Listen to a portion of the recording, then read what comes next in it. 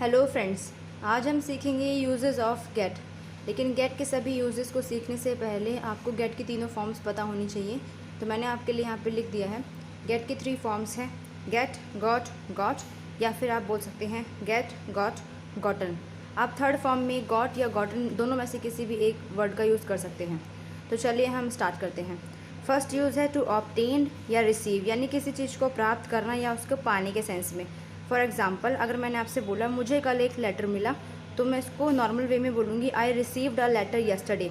लेकिन अगर मुझे गेट का यूज़ करना है तो मैं बोलूँगी I got a letter yesterday. यहाँ पे दोनों सेंटेंसेस का मीनिंग एकदम सेम है, लेकिन यहाँ पे हमने रिसीव की जगह गॉट का यूज़ किया है। और मैंने आपको तीनों फॉर्म्स गेट की लर्न करने के लिए इसलिए बोला है क्योंकि आप देखिए यहाँ पे रिसीव की मैंने सेकेंड फॉर्म यूज़ करी है, उसी तरीके से मैंने यहाँ पे भी गेट की सेकेंड फॉर्म गॉट यूज़ करी है। नेक्स्ट एग्जाम्पल है I have obtain permission to live in Canada. मुझे कनाडा में रहने की परमिशन मिल गई है। अगर आप यहाँ पे गेट का यूज़ करेंगे तो आप बोलेंगे I have got permission to live in Canada. यहाँ पे अगेन दोनों सेंटेंसेस का मीनिंग सेम है। नेक्स्ट यूज़ है टू रीच और अराइव, यानी पहुँचने के सेंस में। फॉर एग्ज़ाम्पल, मैंने बोला when will you reach there, आप वहाँ कब पहुँचोगे। और इसी को हम नेक्स्ट तरीके से बोल सकते हैं when will you get there, आप वहाँ कब पहुँचोगे। दोनों सेंटेंसेस का मीनिंग सेम है।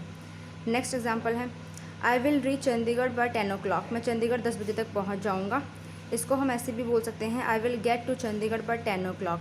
अब आप यहाँ पे ध्यान रखिएगा, जब भी हम किसी प्लेस की बात करेंगे, लाइक मैंने यहाँ पे चंडीगढ़ एक प्लेस की बात करी है, तो वहाँ पे मैं गेट के साथ टू यूज़ करूँगी।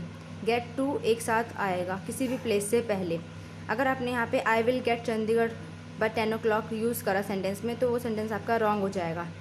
इसीलिए यहाँ पे I will get to Chandigarh by 10 o'clock होगा राइट सेंटेंस।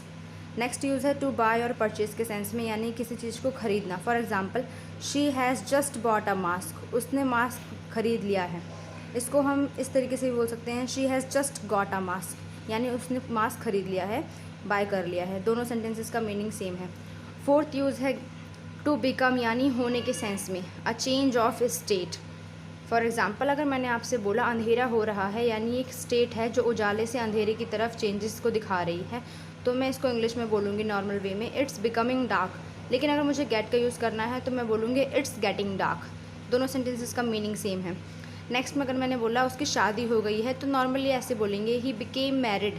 लेकिन अगर आप गेट का यूज़ करेंगे तो आप बोलोगे he got married. Fifth use है टू अंडरस्टैंड, समझने के सेंस में।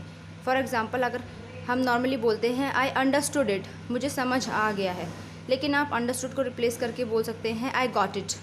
इसका मतलब यही है कि मुझे समझ आ गया है।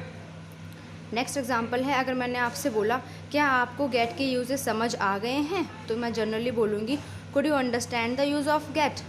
लेकिन अगर आप इसमें गेट का यूज़ दिखाएंगे तो आप बोलेंगे could you get the use of get.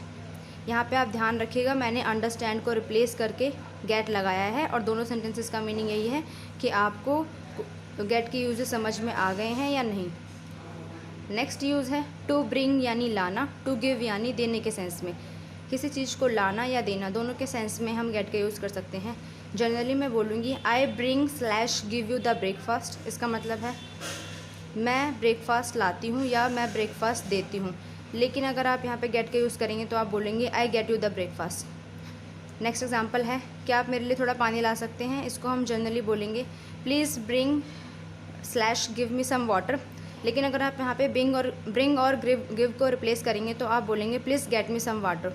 यहाँ पे दोनों सेंटेंसेस का मीनिंग एकदम सेम है, और ब्रिंग और गेट को गिव को रिमूव करके हम गेट यूज़ करेंगे। तो आई होप आपको ये वीडियो समझ में आ गई होगी। अगर आपको ये वीडियो समझ में आ गई है तो प्लीज़ लाइक करें, शेयर करें एंड सब्सक्राइब करें। अगर आपको कोई भी डाउट है तो प्लीज़ मुझे कमेंट्स में ज़रूर बताएं। Thanks for watching.